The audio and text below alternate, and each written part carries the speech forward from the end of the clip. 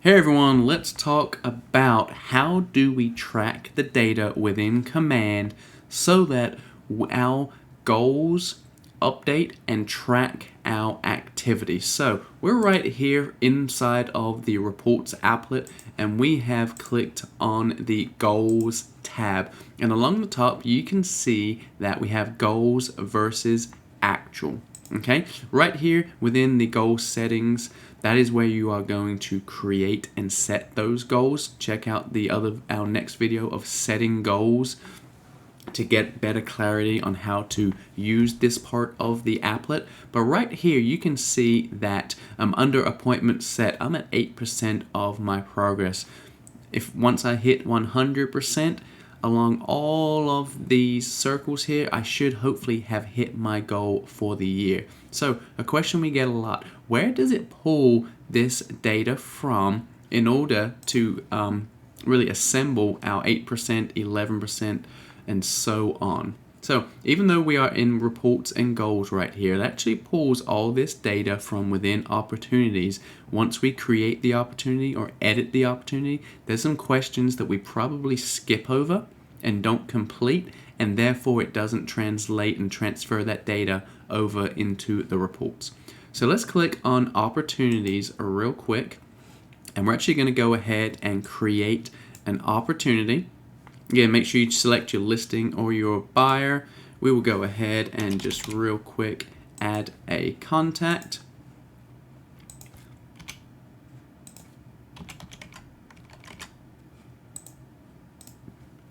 So now that I have created that opportunity, right here we're under the details tab, and if I scroll down just a little, there's some information here that is not yet filled out.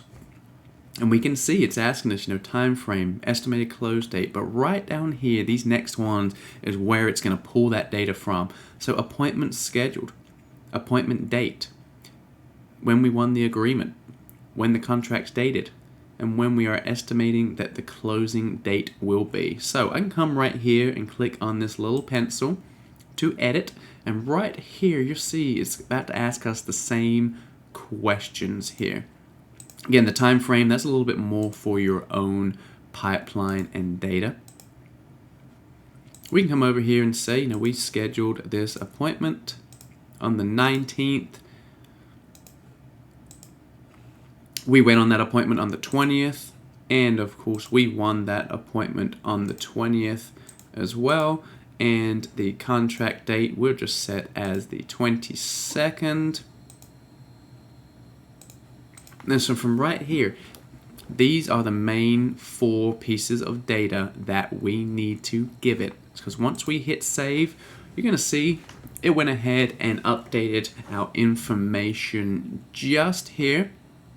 Now, if I come back here into reports, this isn't always immediate. We'll see if it did update. It hasn't updated yet. I typically do see it update at various times throughout the day, but right here where it says appointments set, appointments kept, agreements, we edited, or when we created the opportunity, we added that information so that we can properly track our numbers.